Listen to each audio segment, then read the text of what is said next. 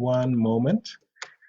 We're having a little bit of technical difficulty with the connection to Facebook, so we appreciate your patience as we sort it out. Perfect. So we should now be live to Facebook. And with that, Dwayne, I would like to give you the floor to start the event. Thank you for your patience as we sorted out these technical issues.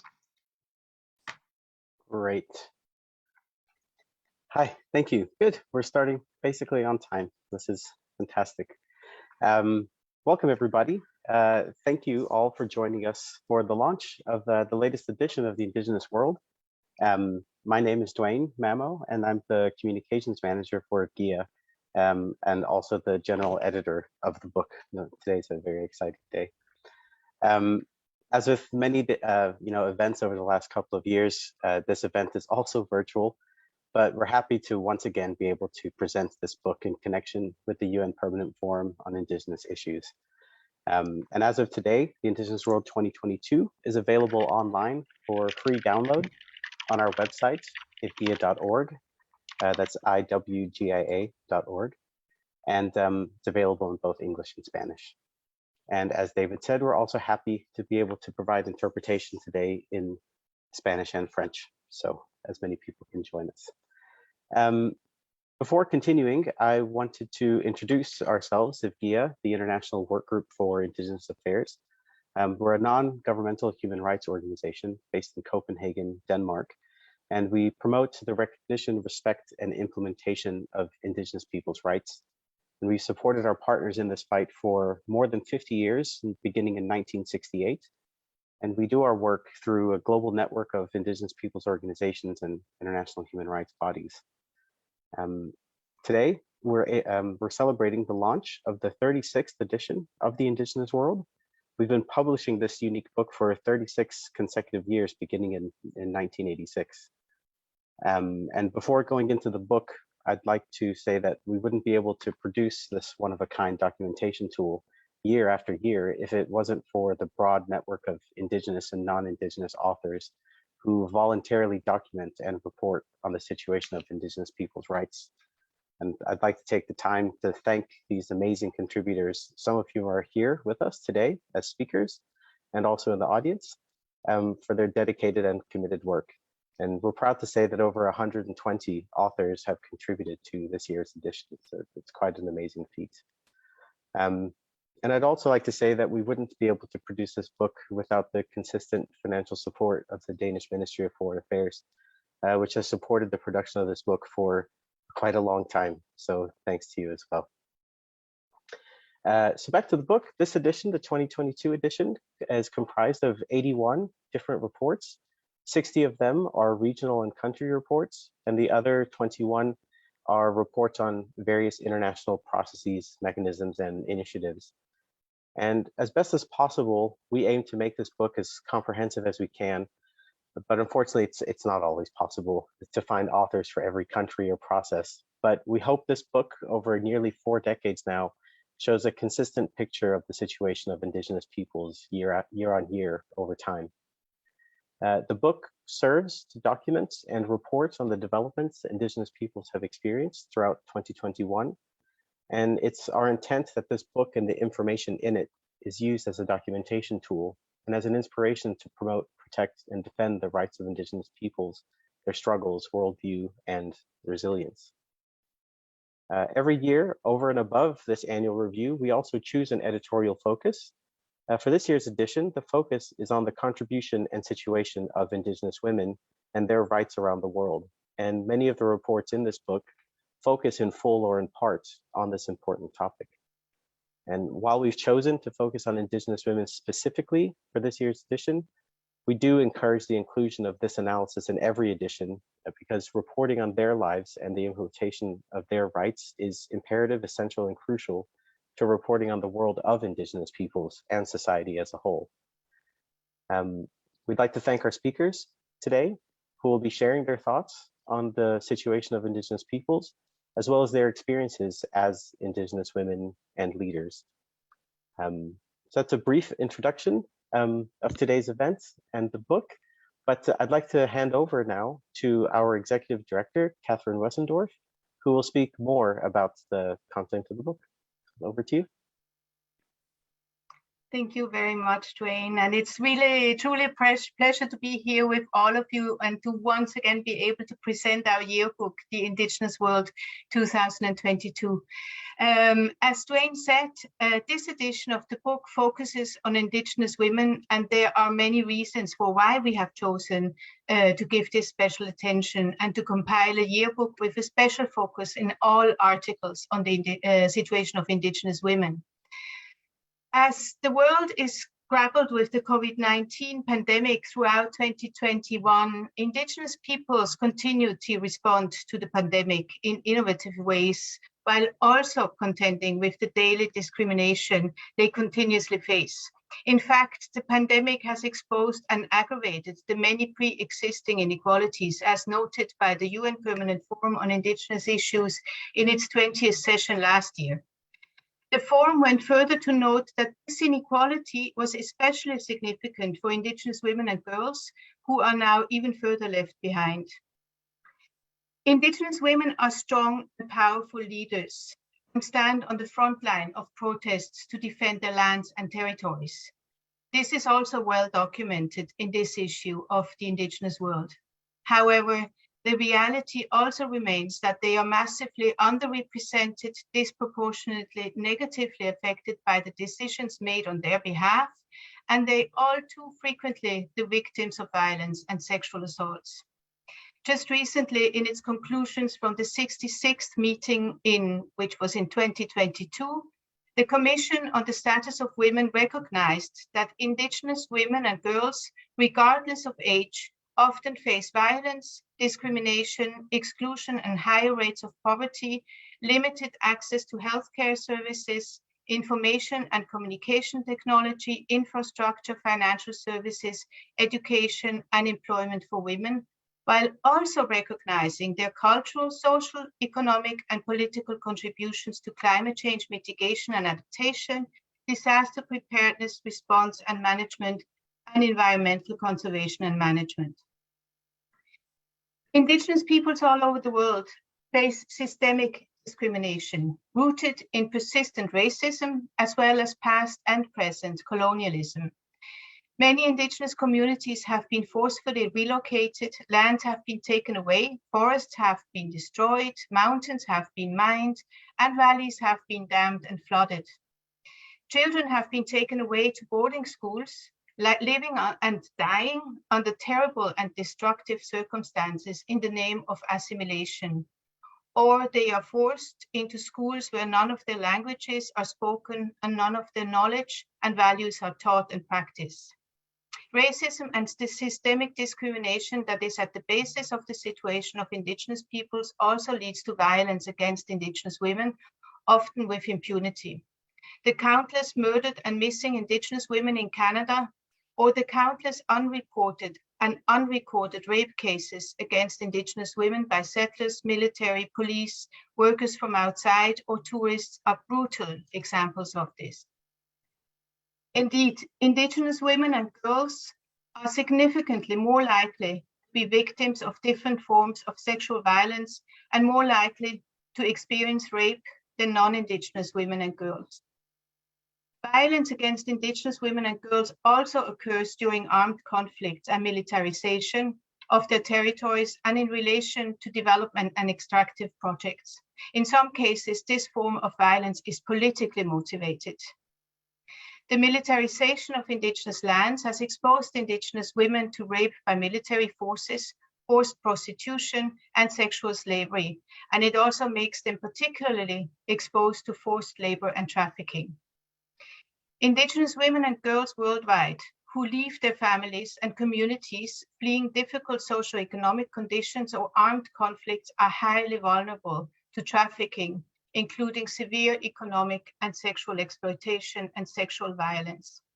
In Nepal, for example, Indigenous women and girls amount to almost 80% of the total of trafficked persons, although the proportion of Indigenous peoples in Nepal, and I'm using the official numbers, is 37%. Too many of the reports in this edition of the Indigenous World note that violence against Indigenous women and girls is continuing at a disturbing rate. Where possible, these cases have been documented, but many go unreported, thus only showing us a partial reality.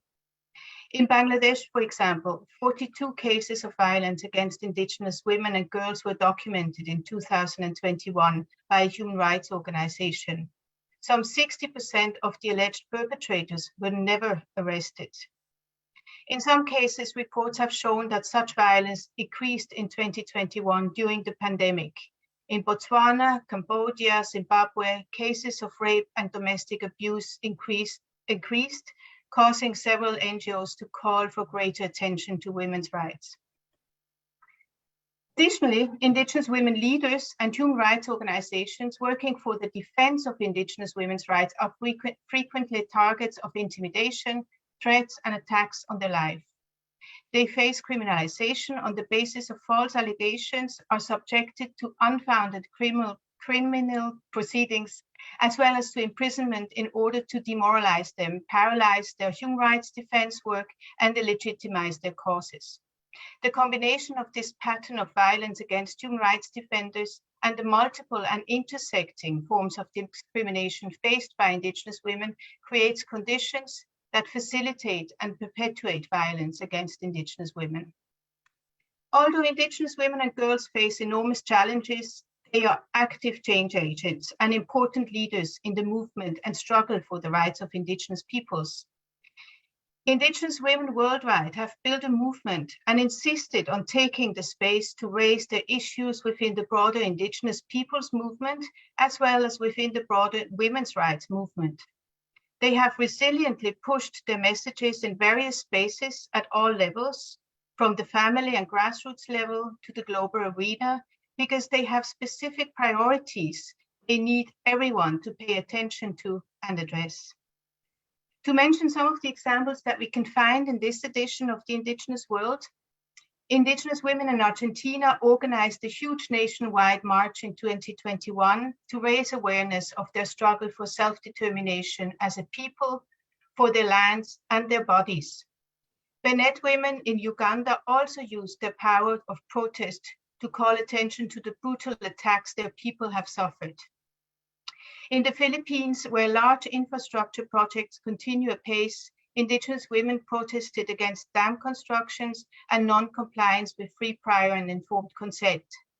And in the US, Deb Haaland was appointed as the country's first Native American Secretary of the Interior. I would like to cite a passage from the 1995 Beijing Declaration of Indigenous Women, where Indigenous women sent a powerful message by stating, "We have been and continue to protect, transmit, and develop our Indigenous cosmovision, our science and technologies, our art and culture, and our Indigenous social, political, economic systems, which are in harmony with the natural laws of Mother Earth. We still retain the ethical and aesthetic values, the knowledge and philosophy, the spirituality which conserves and nurtures Mother Earth. We are persisting in our struggles for self-determination and for our rights to our territories. This has been shown in our tenacity and capacity to withstand and survive the colonization happening in our lands in the last 500 years. IWGIA is committed to contributing to this struggle. We are convinced that a lot can be achieved because Indigenous women are powerful change makers, despite the multidimensional challenges they face. And we hope that this yearbook, the Indigenous World 2022, will contribute to the information about and the understanding of the situation of Indigenous women. And I would like to thank you all again for participating in this event. It's truly a pleasure and an honor for us to present you with this book. And I would like to also use my speaking time to actually thank Dwayne as the editor of the book, as well as IWGIA staff for the enormous amount of work that they're investing and time that they're investing every year to make this book possible. So thank you so much also to the IWGIA team for this. And back to you, Dwayne. Great, thanks, Catherine. And thanks for giving an overview of some of the highlights in the book and the focus on Indigenous women. And there are many more examples, both negative, the difficulties that Indigenous women face, but also positive, the positive strength and contributions and solutions that Indigenous women have, not only for their Indigenous groups, but for the nations in which they live and for the rest of us as well. So I encourage all of you to leaf through the book whenever you can, because there's some amazing stories and data points in there. They're quite interesting. Okay, well, now I would like to move to some of our speakers, and today with us we have Ms. Maria Louise Koch-Vector joining us to give the opening remarks for today's event.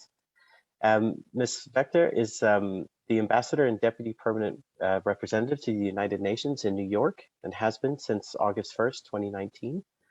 She's worked in various positions in the Danish Foreign Service, most recently as the Deputy in the Office of Humanitarian Action, Migration and Civil Society from 2016 to 2019, and as Deputy Permanent Representative of Denmark to the United Nations in Geneva from 2012 to 2016. And in addition, Marie-Louise has previously served as head of the ministry's Global Green Growth Secretariat. So over to you, and thank you so much for joining us today.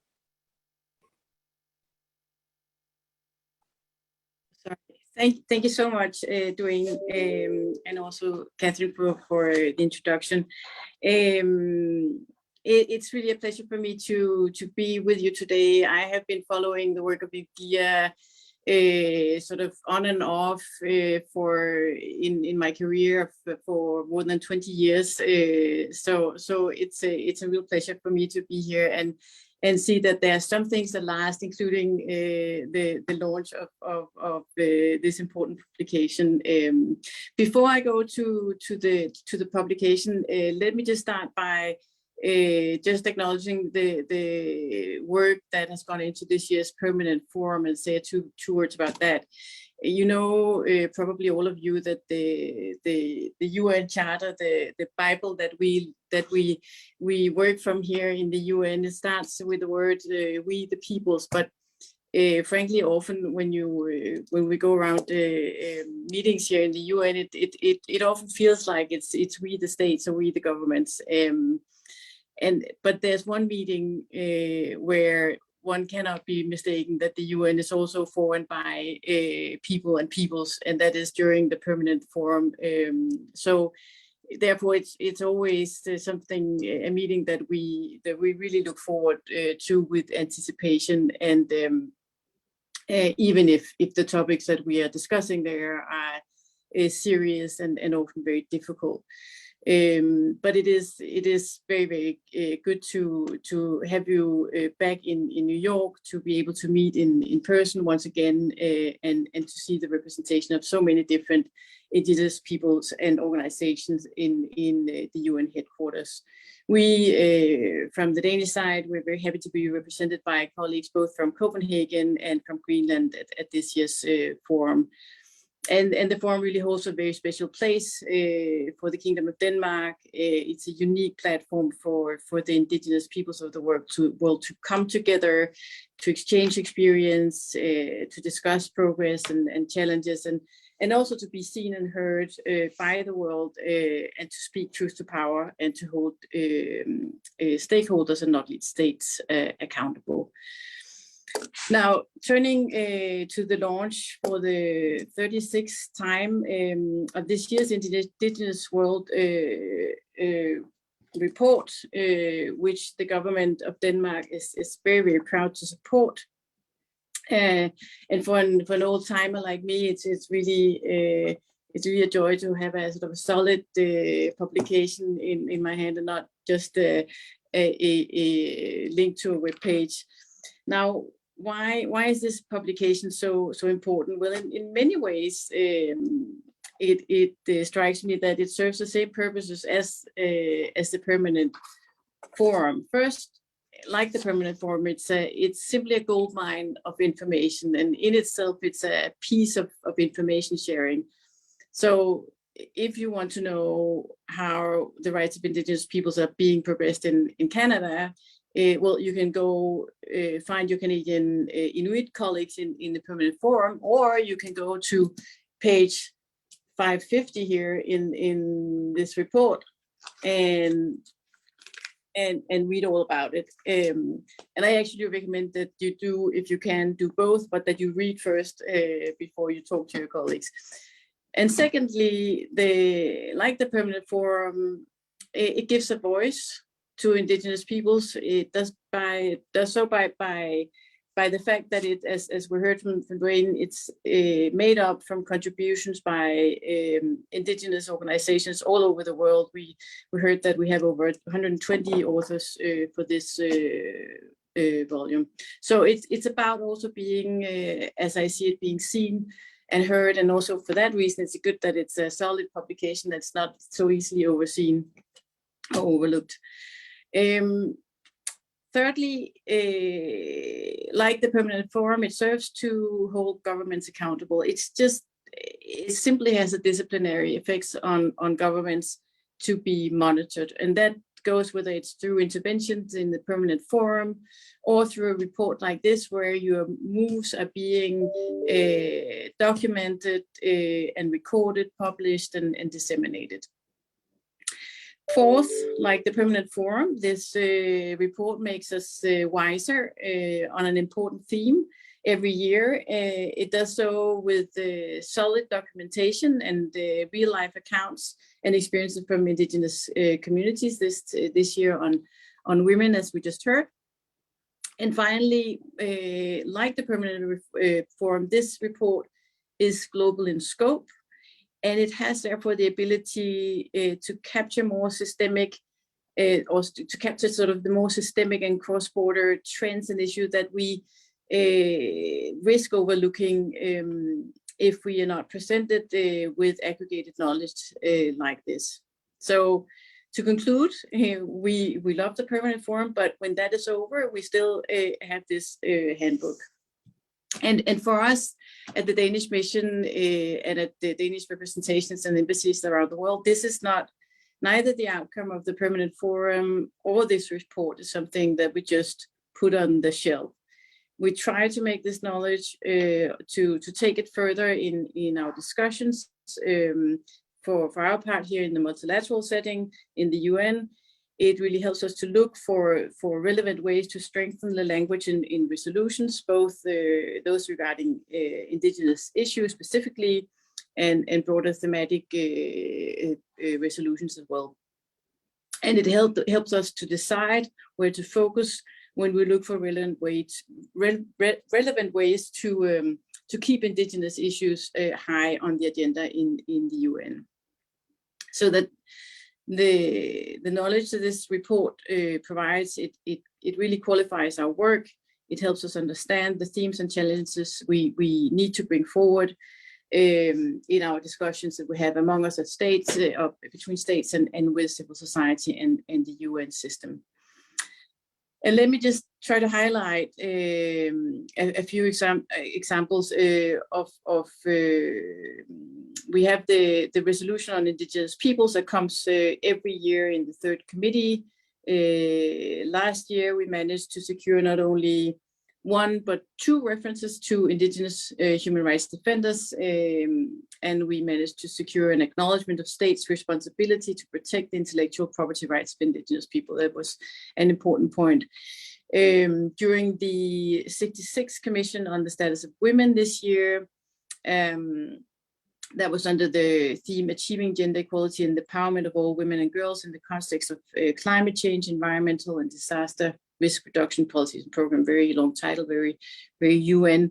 But in the agreed conclusions of the CSW, we saw new language on Indigenous peoples, more specifically on women Indigenous human rights defenders in the context of environmental issues, and a new reference to the full and effective participation in matters that concern them through free, prior, and informed consent. And then last, I want to highlight that Denmark is also currently leading the negotiations for the political declaration for the UN Ocean Conference.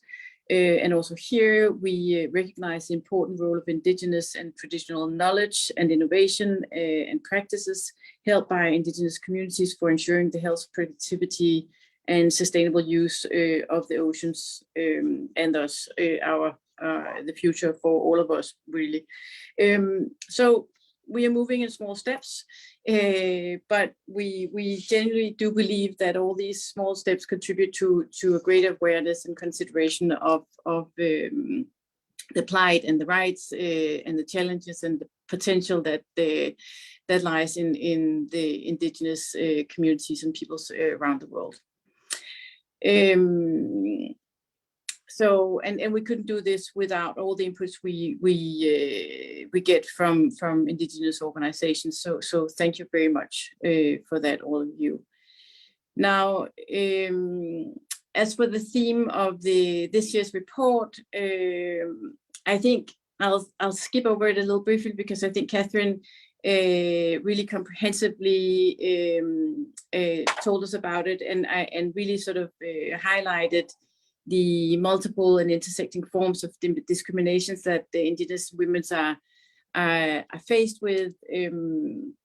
Just wanted to say that we're also very happy that you also have this focus on Indigenous women as agents of change, and I think it's really important that states take both those dimensions with us when we work both normatively but also with the UN organizations. And of course, with this year's theme, you are hitting two of Denmark's top human rights priorities: the rights of women and Indigenous people. So thank you very much, IWGIA, for this year's focus. I think that's what I wanted to tell you. I just want to say thank you to IWGIA once again for the handbook, for all the work you're doing, to all the Indigenous organizations that have contributed to it. We are very happy with the cooperation we have with you, and I look forward to the discussion today and to continue our cooperation. Thank you very much. Thank you very much. It's always great to hear how important the book is and how it's used by various different groups and people. So it's really great to hear you say things like it's not just sitting on a shelf, and that it's used and gone back to over and over again. That's indeed our hope, and that's why we continue to produce this. So I'm glad to hear that it informs you and others as well. That's fantastic. So I would like to move to our next speaker today, who will be speaking a little bit more in detail on the global situation of Indigenous women. I'd like to welcome Ms. Maria Teresa Zapeta. She is the Executive Director of the International Indigenous Women's Forum. That's the name in English. I won't mispronounce the name of the organization in Spanish, but the acronym is FIMI, F-I-M-I. She is an Indigenous Maya Quiche woman from Guatemala, and she's been involved in the Indigenous women's struggle for many years, both in Guatemala and at the international level. So over to you, Teresa.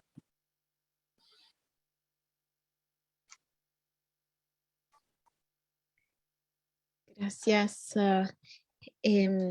Joan, gracias a todas las participantes, principalmente a IWGIA, un reconocimiento muy grande porque está dando un ejemplo de acción afirmativa con este estudio enfocado a mujeres indígenas.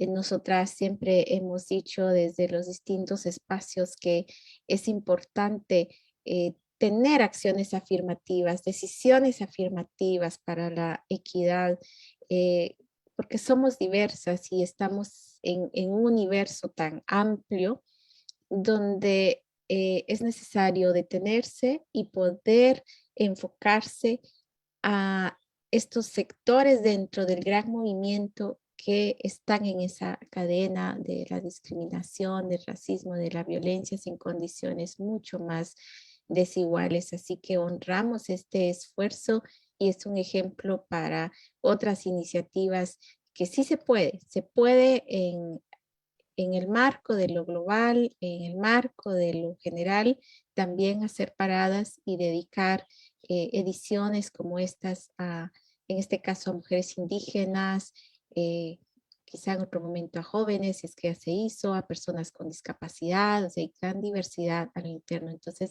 quiero empezar por reconocer esto. Lo otro también es compartirles que en este contexto de la situación de las mujeres indígenas a nivel global, el año pasado nosotras desde el Foro Internacional de Mujeres Indígenas, las siglas es FIMI, hemos convocado y realizado la Conferencia Global de Mujeres Indígenas de las 7 regiones socioculturales. Esta se llevó a cabo en agosto. Y creo que es importante traer en este espacio este proceso que representó para nosotras una oportunidad de fortalecer nuestro movimiento como mujeres indígenas, pero también una oportunidad para fortalecer este intercambio, esta articulación, el establecimiento de alianzas entre nosotras, lo cual nos hace mucho más fuertes. Y me parece importante en este espacio compartir en esta iniciativa, principalmente los resultados y hacia dónde estamos mirando las mujeres indígenas para los próximos, para la próxima década, ¿no? No voy a repetir la explicación tan amplia, tan valiosa que nos presentó Catherine en relación a estas adversidades, a este contexto tan complicado para las mujeres indígenas a nivel global. Esto mismo fue discutido, está reflejado en la declaración global que hemos elaborado con la participación de más de 500 mujeres indígenas que estuvieron de forma virtual desde las distintas regiones, desde lo comunitario, lo nacional y lo regional. Y coincidimos totalmente con lo presentado por Catherine y lo que recoge este libro tan importante que hoy se está presentando, El Mundo Indígena 2022.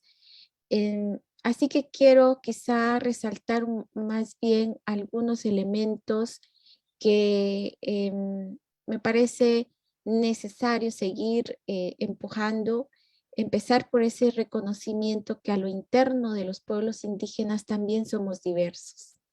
Esto es necesario porque en este encuentro reflejamos esa diversidad, las voces, diversidades de pueblos, de rostros, diversidades de contextos, de propuestas, diversidades en nuestras identidades, desde hablar de ser niña, de ser adolescente, de ser de la comunidad LGTBI+, de ser personas con discapacidad, que si estás en el área urbana, rural, si uno se encuentra en contextos fronterizos, todo eso marca una diversidad y hace que todas estas condiciones abordadas sean multidimensionales y por lo tanto nuestro abordaje, nuestras respuestas, nuestras propuestas también deben de ser multidimensionales. Esto me parece una riqueza que se logró mostrar a través de la conferencia global. El otro elemento que es importante señalar es en relación a esa gran preocupación que tenemos de cómo vincular los procesos locales, comunitarios, nacionales, con los avances internacionales. Esto sigue siendo como una necesidad. No tenemos la respuesta, las estrategias o una receta. Sin embargo, sí hay buenas prácticas importantes a retomar. Y esto también nos hace ese llamado, cómo vamos a trasladar esto que nos presenta el documento tan valioso del mundo indígena, esta información que lo mencionaban, es una herramienta para esa incidencia. ¿Cómo hacemos para llegar a esos estados, a los gobiernos, no solo nacionales, sino gobiernos locales? Ahí la importancia también del trabajo en red, de trabajar en cascada, porque no podemos nosotras, por ejemplo, en el rol de FIMI o de IWGIA, tener ese alcance en lo local. Sin embargo, ahí están nuestras hermanas, nuestros hermanos trabajando intensamente y ahí nos vamos apoyando, dando ese soporte y generando este tipo de documentos. En FIBI también producimos hace 2 años un documento, el marco de Beijing más 25, un informe de balance que ha servido también de referencia para este estudio. Seguir usando estas herramientas. Todo lo que hasta ahora nosotras hemos señalado y seguimos insistiendo es que estos contextos, estas realidades nos aleja del cumplimiento de la declaración y la plataforma de acción de Beijing, que es una agenda global de las mujeres indígenas, pero también de los objetivos de desarrollo sostenible. Y por eso es necesario pensar en las estrategias de trabajo a nivel nacional para que estas políticas y esos presupuestos se transformen de manera equitativa.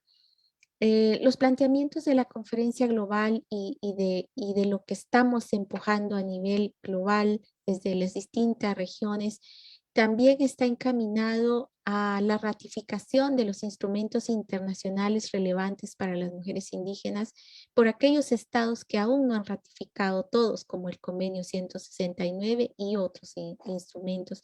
Necesitamos apoyar a esos pueblos, países que todavía no han sido ratificados y que sus estados son mucho más adversos a los derechos humanos.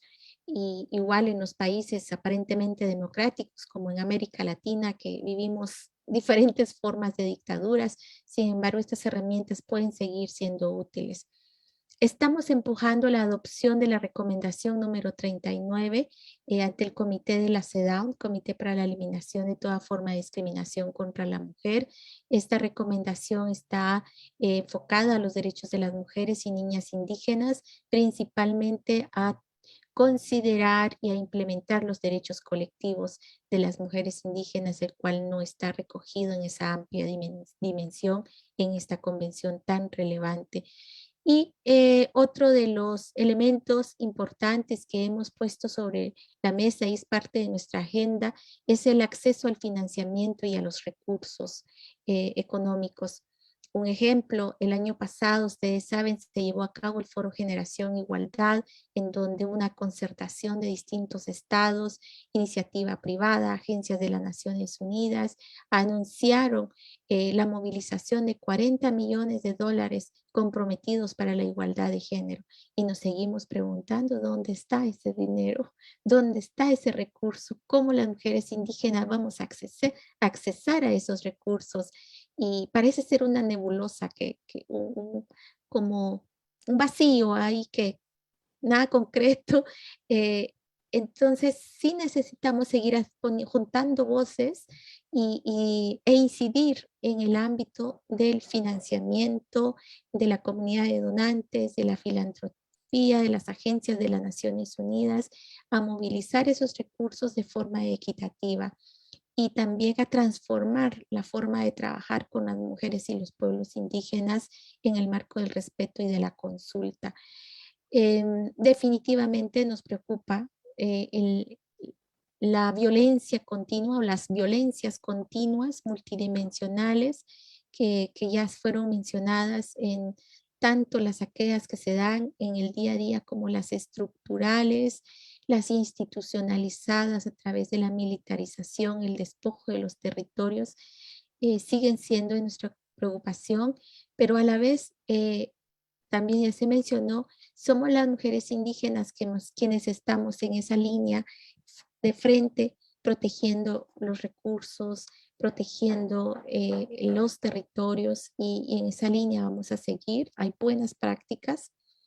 El contexto es adverso, principalmente en este tiempo. Sin embargo, hay muchísima capacidad organizativa, iniciativas que hay que seguir apostando.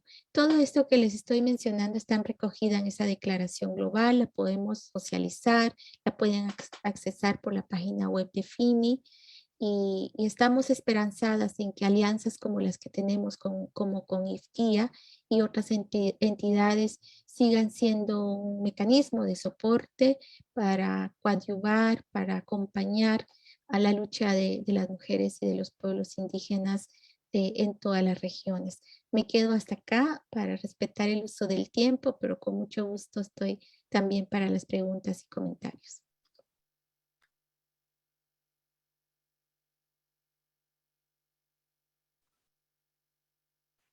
Thank you very much, Teresa, for your comments and your insight. I think a lot of what you said is reflected in various parts of the book, especially this multidimensional aspect of Indigenous women in different parts of the world, living in different parts of cities and urban, rural, things like this, and that multidimensional solutions and answers are necessary. And I think that's reflected in many different parts of the book. And it's very interesting to see that even though there is this multidimensionality, there's also a lot of commonality, especially what you said there at the end, that it is often Indigenous women on the front line protecting right in direct contact with violence all too often, all too frequently. And so I thank you very much for your reflections today and for your insights. I'd like to pass along to our next speaker, Ms. Elena Horo. Elena is an Indigenous woman human rights defender and founder of the Adivasi Women's Network, as well as of the Interstate Adivasi Women's Network, and is the chief functionary of the Women and Gender Resource Center. And she works on various issues affecting the rights of marginalized communities, particularly Indigenous communities. And thank you, Elena, for joining us. Please, over to you. Thank you, David, for this opportunity. And I congratulate IWGIA for this special occasion for the launching of this your book. And I'm fortunate to be part of this celebration.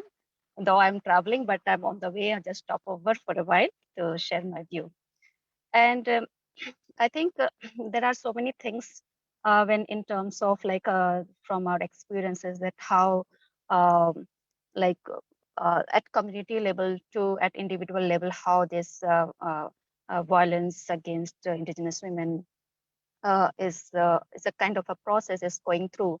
And it's like what we have experienced, like at from the individual. I mean, it's like from individual level to it goes more to relational level to, and then to community level, and then it at larger level and society level. So it affects, at the very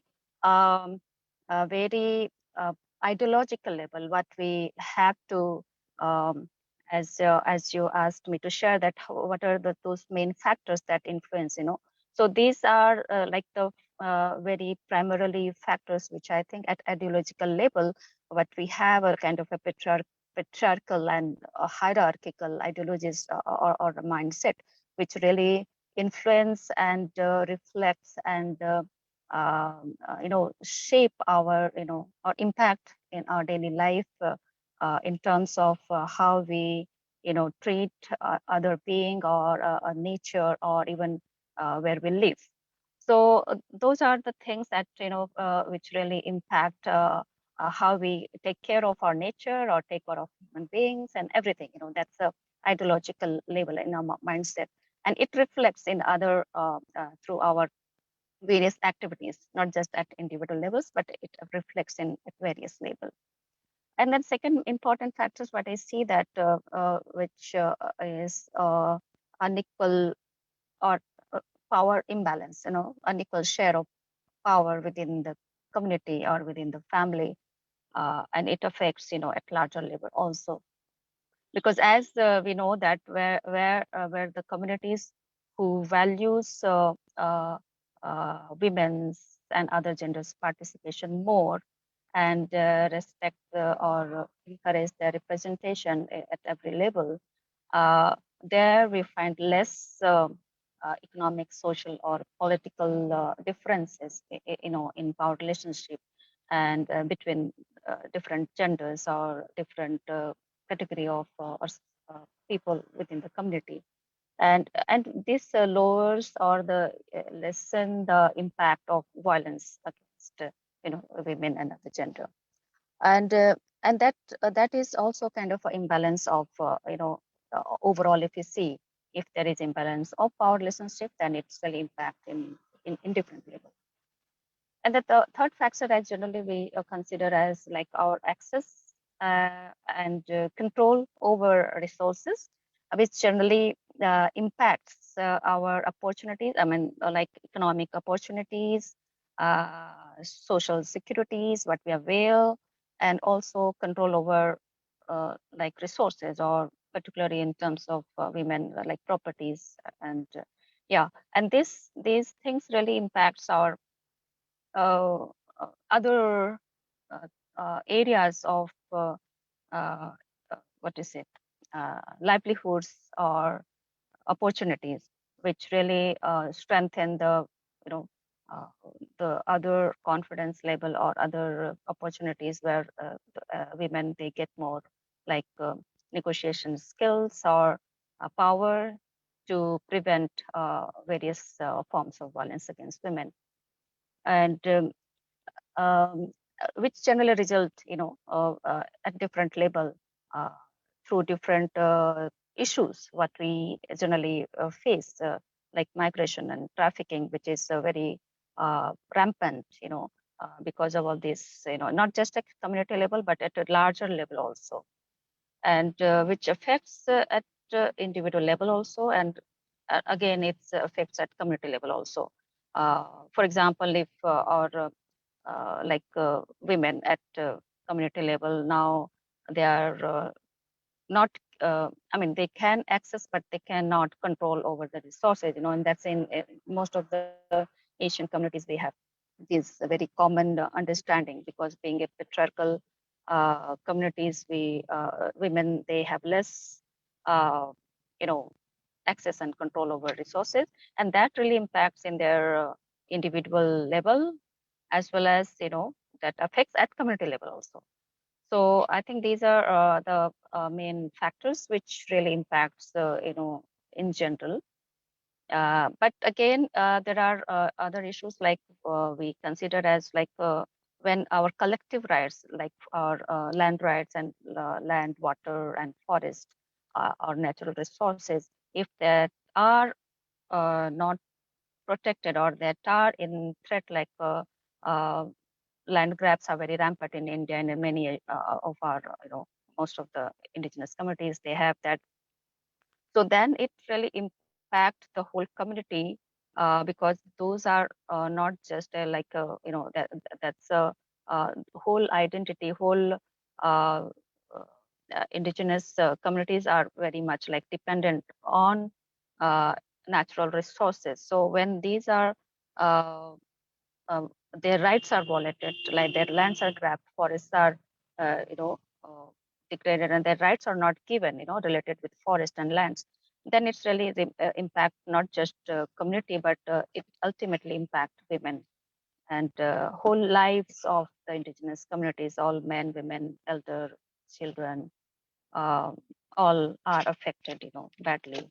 So, but apart from that, inside the community also we face, that in being indigenous women, we face, different level there are violations of our rights within the community, and outside the community, at larger community, being indigenous women, and also uh, at as India, country where this casteism or are very much rampant, where they see indigenous people in a like ethnic groups out of caste, so they are valued less. So there again, they are at ideological level, or not just ideological level, but at every level they are discriminated. So these are the main factors. But apart from that, there are again at at every level, but we see that this the this masculinity. I mean, like this ideologically, it's really it's very much impact men.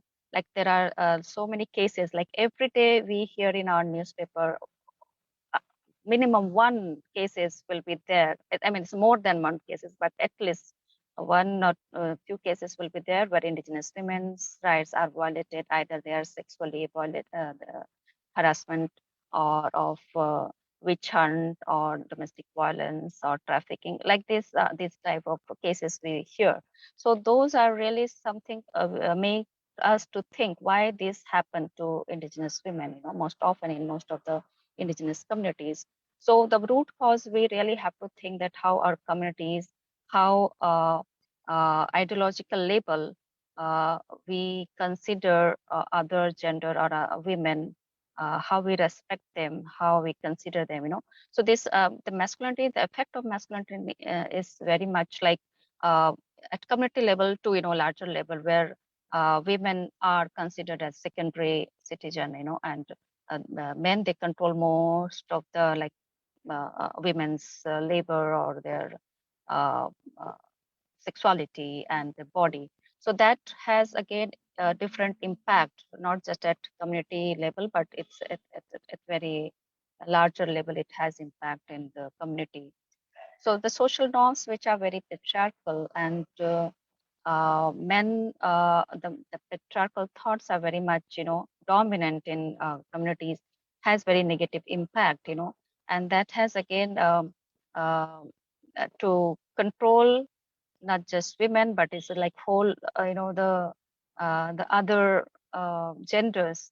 Those are really kind of a intersectionality what we have in our community is not very much accepted, and it's always gender bias we feel that has to be really need to be really break that kind of stereotype, you know, to need to change that stereotype, which really increase or to contribute to the higher risk of violence against women and other gender. So our socialization process, which has really impacted the way we, the society is now uh,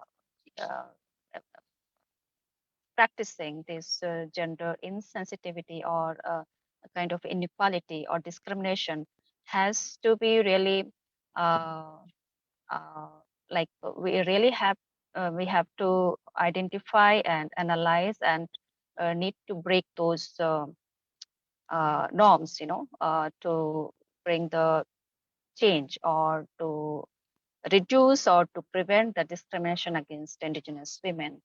And I think that is a big challenge. But as there are many cases, what we see, you know, on all the cases we see, when we analyze those cases, we always find that women are considered, even in the state level, state violence is very rampant, where women are always targeted, and they're sexually they are targeted. So there we understand that how women are seen as a commodity, as a body, as a sex object. So there again, these things and ideologies are like rampant, where they consider and the women, they and face the different forms of, you know, violence because of this ideological or what to say very patriarchal ideologies. So I think these are the different thinking. I mean, a different label, but how to uh, break those ideologies, how to change those ideologies. That's a really, I think, as a part of solution. Like until and unless we challenge those power hierarchy or you know, patriarchy, a patriarchal ideology or mindset, we cannot really bring or reduce the cases of, you know, violence against women and other gender. So I think those are something we really have to do, and um, breaking those stereotypes, which really need to and need to redefine our gender roles, you know, in the present context. that those are really very important. And in overall, how to give more space to women to, to get more, to practice their rights, and also at not just at community level, but at a larger national, international level also, how women can be part of more, a qualitative participation at decision-making level, and also how they can be, avail all the rights, not just access, but like they can be part of to practicing all those like the opportunities or the rights what they can access. So that should be created more at a larger level. So I think these are something that to challenge or towards the solution of discrimination against Indigenous women. We can go forward. Yeah, I think when women will be more independent, more equal power at community level, they will have more access and control over the resources, and they will be more, they will have more less discriminations. Yeah. Great, thank you. Thank you. Sorry, I don't know. I just abruptly I'm just finishing here, but if more questions, I will maybe continue again. Okay, thank you very much, and thank you for your reflections. There's definitely a lot of things that you said that come across clearly, not just from you, but also within the book. Access to resources, land ownership, the places where there is less gender imbalance, there seems to be less issues that we're talking about today. All of those things definitely come across. And one thing that resonated with me was something as I was reading through the book and editing it, when you mentioned that in some places Indigenous women are considered as secondary citizens. Some of our authors have noted in their reports that actually in some cases Indigenous women are viewed as even less than that, because women in general are viewed as secondary citizens by the dominant groups, and then Indigenous women are even valued even lesser than that, which is a huge problem. So thank you very much for your reflections. I'd like to move to our next speaker, Ms. Hawe Haman Buba.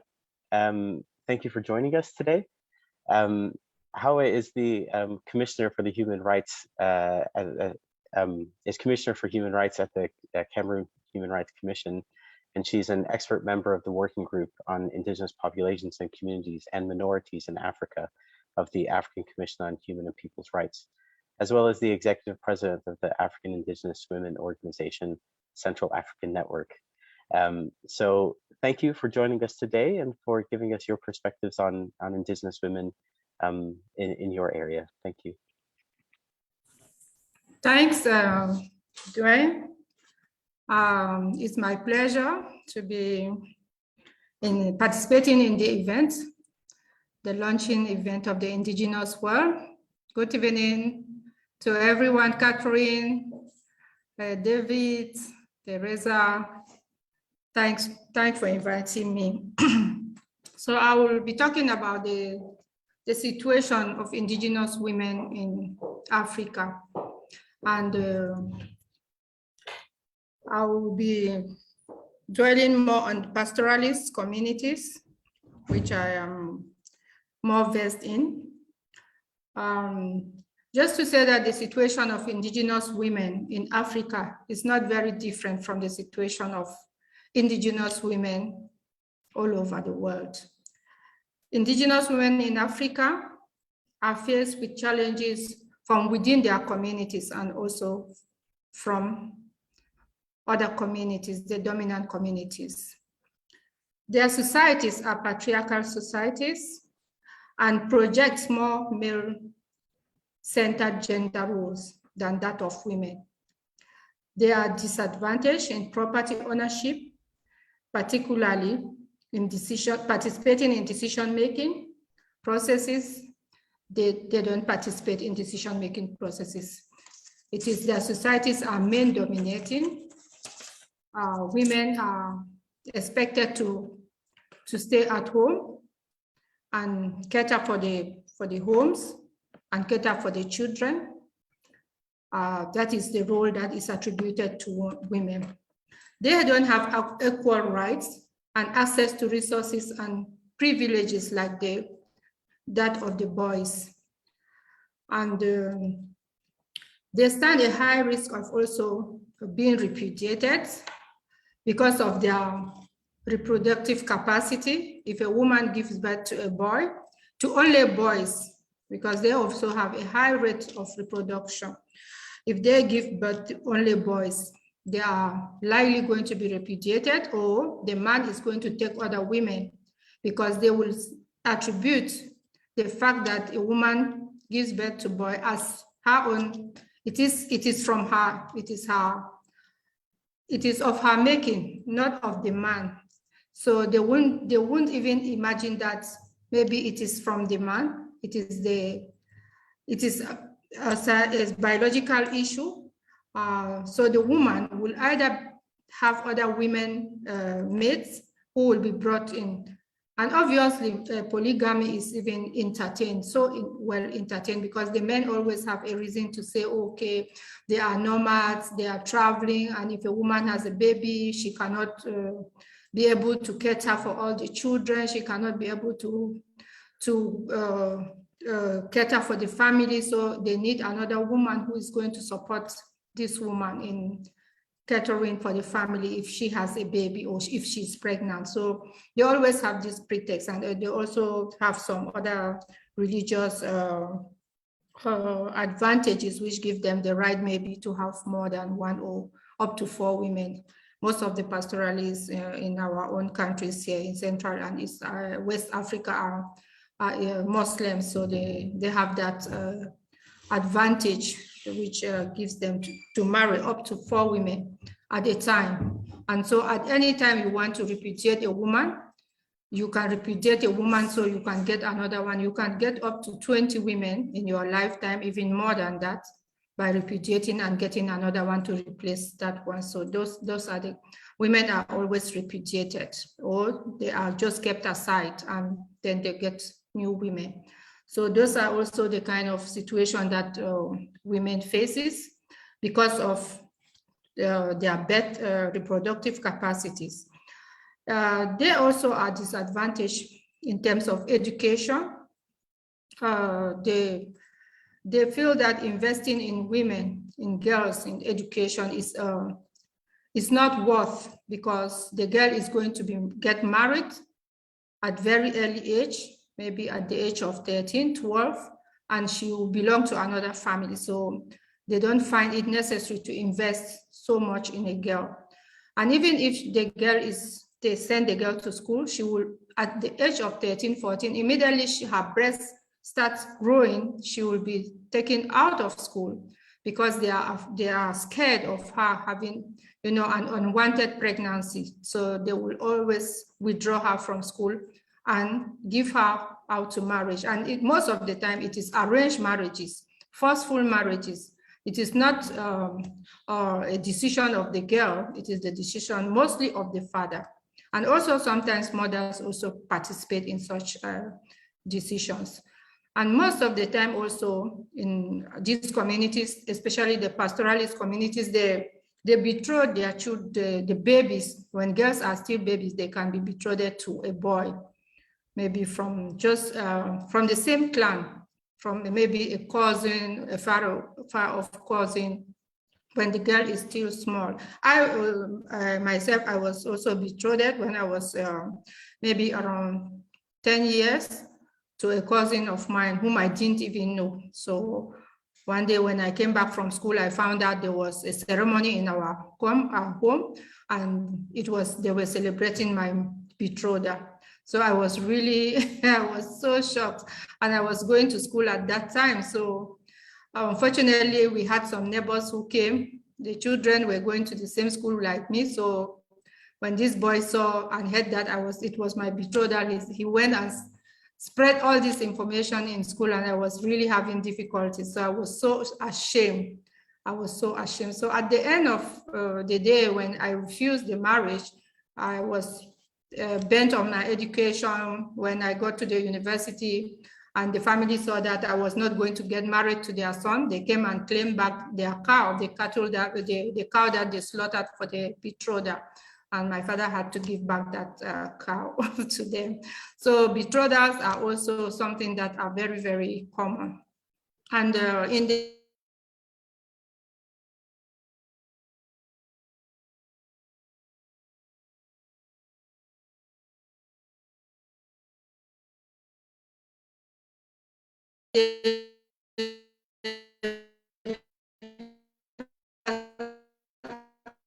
So that is what we found out in the health. And when they are not able to cope in school, then they don't have resources, they can't survive by themselves. They elope with men, with boys, and they can go and stay without even a normal marriage, without a regular legal marriage. So they go and they cohabit with boys and have many children.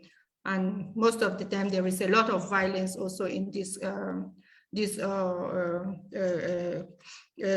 marriages or friendships. So we also have going to school as for me, for example, when I was going to school, it was really challenging, highly challenging. In fact, it was so difficult for us. Not only the schools were very far off, we have to trek so long distances for children, very small, little children, little girl. You have to trek maybe 15 to 20 kilometers a day to go to school.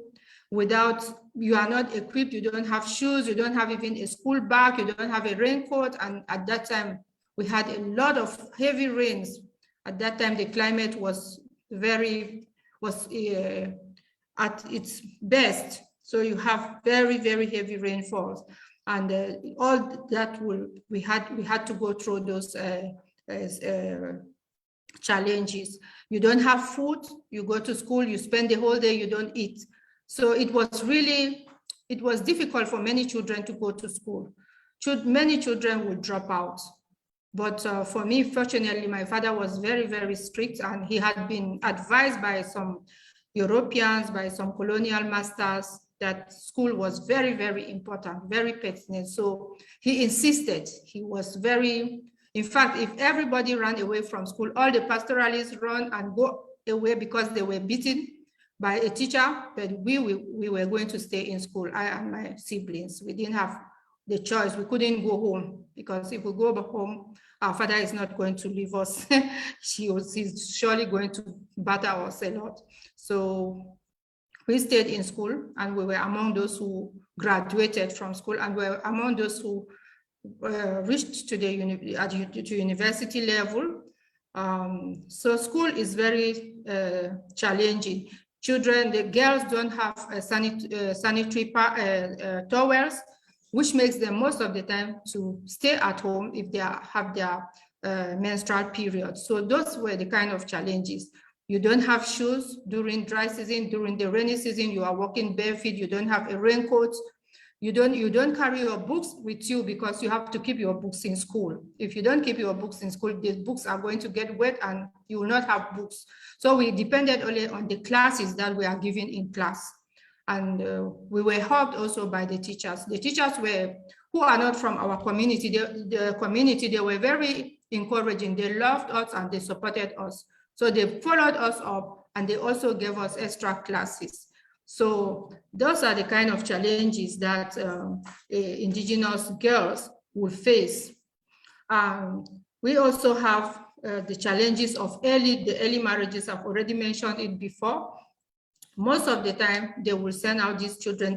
Even if a child is going to school, and right now I go through that. I have challenges in these communities where I work. You are supporting a child, we sponsor girls, and very soon when we go, we hear they have given that child away to marriage.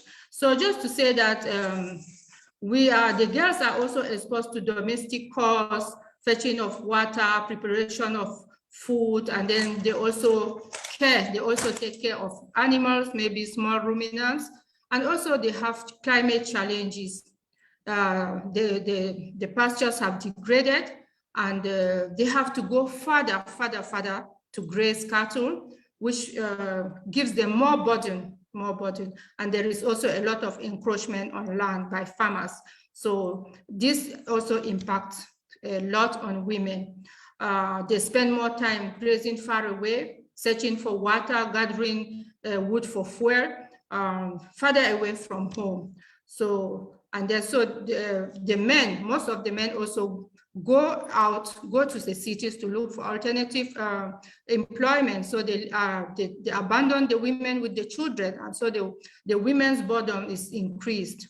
But we can also say it is not all bleak, because I think that Indigenous women and girls have made, they have strived, they have made milestones. And today we can count a lot of Indigenous women who are educated, who have PhDs, who teaches in universities, who are treasury controllers, who are tax controllers. We have so many Indigenous elites today developing. So it is not all that bleak, because there is a social movement in Africa, and Indigenous women everywhere have come together to see how they can, advance their causes. So this is what we are trying to support. We have created organizations. We are supporting Indigenous women in income generating. We are supporting Indigenous girls in education, in vocational training. So I think that the situation is changing. There is a great social movement that is engaged, and the challenges still remain high, because we cannot go to all the regions, all the areas where Indigenous people are. We have difficulties. We don't have enough resources to do that. So we are going gradually, and I think that people will be seeing the examples of others, and they will be picking up those examples and using them. So I think that my time is off, and I would have liked to talk more, but I will end here, and I'll thank you. I want to thank all of you for giving me your attention. Thanks. Thank you so much, Howe, for all of your reflections and for sharing with us your personal story as well. That's very powerful, and it's very nice also to hear that despite all the challenges that you mentioned toward the end, that you also mentioned the positive path forward. And it's good to hear that more women and girls are pursuing education and are able to do so, and that you're helping as well. It's good to see that there is positive alongside the negative. So thank you very much from that perspective, describing the reality in the pastoralist situation in Africa. Thank you so much. And now I'd like to pass on to our final speaker of the event, to Ms. Melania Canales. She's the current president of the National Organization of Indigenous and Amazonian Women in Peru, also known as UNAMIAP. She was born in the Andean province of Lucanas in Ayacucho, and she leads UNAMIAP's capacity building program, which focuses on women's representation within and outside their communities. She's also represented Indigenous women internationally in several of the UN climate conference meetings. And thanks to her work, many Indigenous communities have changed their internal regulations, allowing women to participate in decision-making, acquiring land tenure, and becoming community representatives. So touching on a lot of the different things other speakers have talked about as well. So welcome, Melania, and over to you.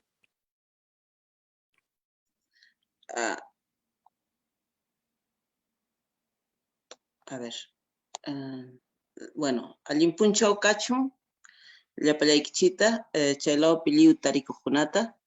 Bien, buenos días a cada uno de ustedes. Me van a disculpar, creo que no puedo, o sea, no se puede abrir la cámara. Pero bueno, yo quisiera decir diciendo, bueno, como mujer quechua del Perú,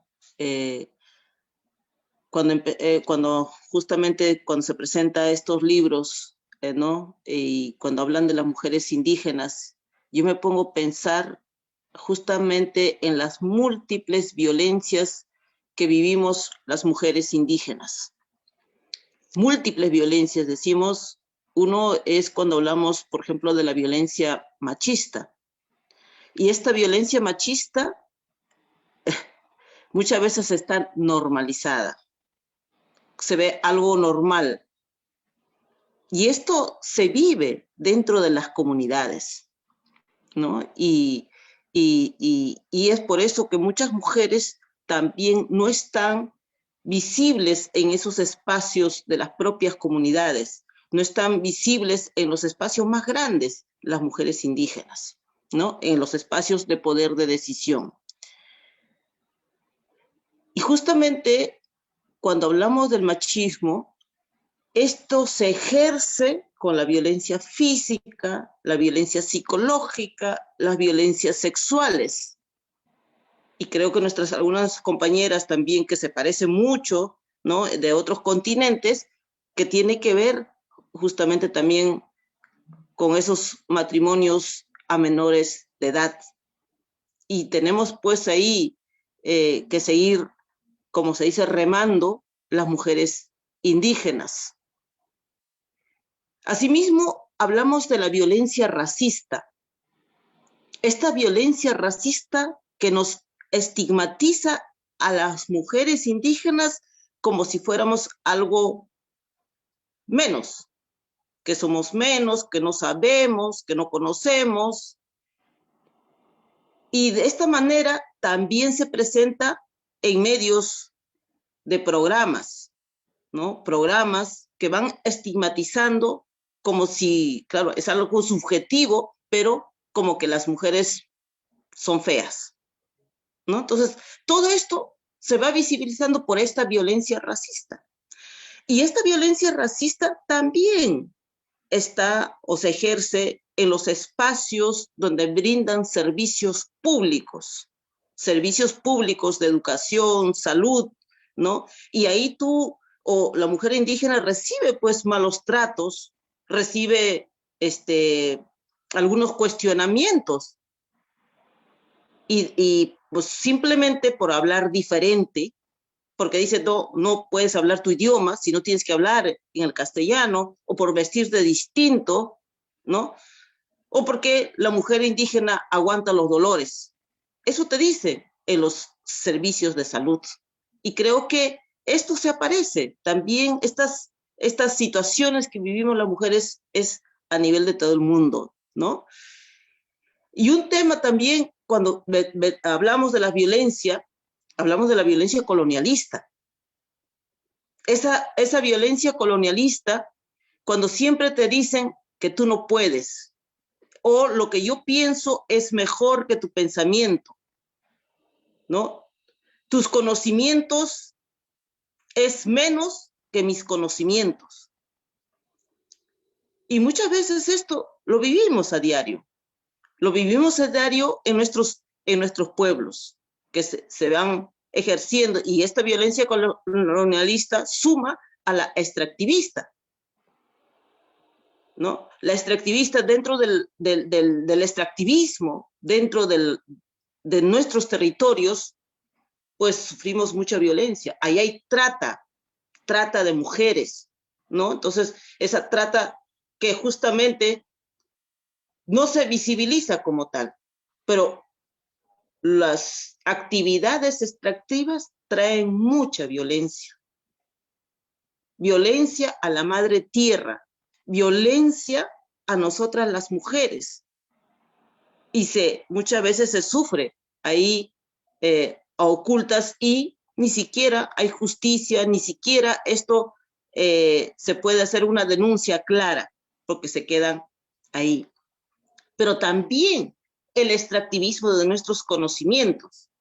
Las mujeres indígenas tenemos nuestros conocimientos, nuestros diseños, y esos diseños que son de nuestras trajes, o de todo lo que nosotras tenemos en nuestro territorio, esos diseños son copiados, ¿no? Y copiados y nunca son retribuidos.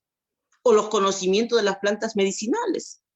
Cuando vienen a investigarte, te preguntan tus conocimientos y otros son los que se llevan esos conocimientos, lo escriben en libros, etcétera, y entonces, pues, tienen sus ingresos y nosotras nos quedamos sin nada.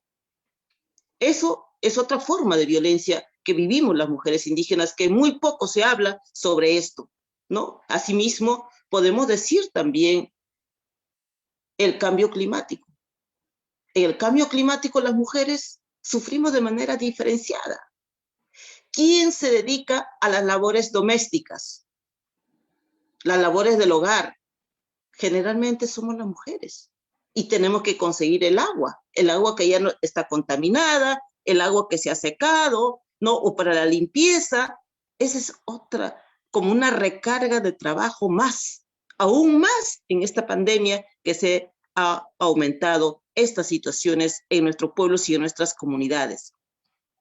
Por eso que las mujeres indígenas hablamos de las múltiples violencias. No solamente es la violencia machista, la violencia de género, sino también nosotras vivimos las otras formas de violencia históricamente en nuestros pueblos. Y es importante, pues, visibilizar estas situaciones, estas cosas, ¿no? Entonces, yo sé que los minutos pasan rápido, no sé cuántos minutos he hablado, pero bueno, yo quisiera dejar esto y de veras, este libro, ¿no? Este libro para nosotros es muy importante cuando visibiliza estas nuestras luchas, las luchas de las mujeres, ¿no? La lucha de nosotras y la problemática que tenemos y que también lo que nosotras buscamos, que tiene que terminarse con esta desigualdad, con esta discriminación que vivimos como mujeres indígenas. Nosotras también somos seres humanos, que muchas veces no se nos considera. Así como cuando llegaron los españoles nos decían que éramos inhumanas, sin espíritu. Pero no, pues, somos un ser vivo, somos naturaleza, como cualquier otro, ¿no? Que son naturaleza, somos parte de la madre tierra. Y entonces, así como maltratan a la madre tierra, también a las mujeres nos maltratan y nos dañan. Muchas gracias. Thank you very much, Melania, for you said a lot in a very short time, and I really appreciate that, and how you were able to connect all the various different issues that are intertwined in the reality and the situation of Indigenous women and of Indigenous peoples in general. So thank you very much for offering your perspective in addition to everyone else today. And thank you all for participating in the launch of the Indigenous World 2022. We've posted links to where you can find the book on our website in both English and Spanish. And many of the stories, perspectives, and reflections that you've heard today from our wonderful speakers are definitely reflected within the book. And I encourage everyone to use this as best as they can, to share it as widely as you can, because we think that the information here is very, very important and very, very useful. I want to thank our volunteer authors again. As I've said, some of them have been speaking on the panel today or have contributed research, and some of you are also participating in the audience. So thank you as well. Thanks again to the Danish Mission for all their support again. Yeah, I think I will just pass it back over to our director, Catherine, for some final words. So over to you. Thank you very much, Dwayne. And I really feel that there's not much I can say after these very, do you hear me?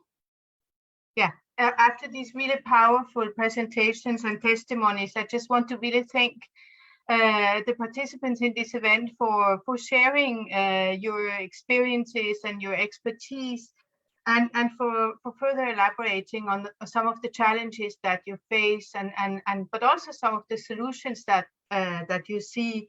And I think that these presentations of 4 very powerful Indigenous women have really also shown how much Indigenous women are change makers and are really speaking their voices. I think it's been very, very impressive. And I also would like to thank Maria Louise for her presentation and for elaborating how the book helps you in your work, and for Denmark for your consistent, I'm sorry, there's some blinking in the back, for your consistent support to Indigenous peoples. I think it is extremely important to have those allies that are knowledgeable and that have the background and that just keep on, you know, supporting Indigenous people's rights. And I really want to thank you for that. As some of you know, Lola and my colleague Lola and I, we are in New York, and we have some copies of the book with us. So we will come to the UN this afternoon, and not everyone is going to be able to get a copy. There is only so much we can carry all the way from Denmark, but we are really happy that we will be able to distribute some of the books. And of course, authors will get the book sent. And yes, I would like to thank all of you once again. And we're really proud of the Indigenous World 2022. Thank you. Thank you, Catherine. And I just wanted to also, before I forget, thank all the interpreters for being able to interpret this into Spanish and French so we can have as many people with us today as possible. So with that, we'll end the launch event. Once again, thank you all for participating and for joining us, and hope you have a good rest of your day. Thank you. Goodbye.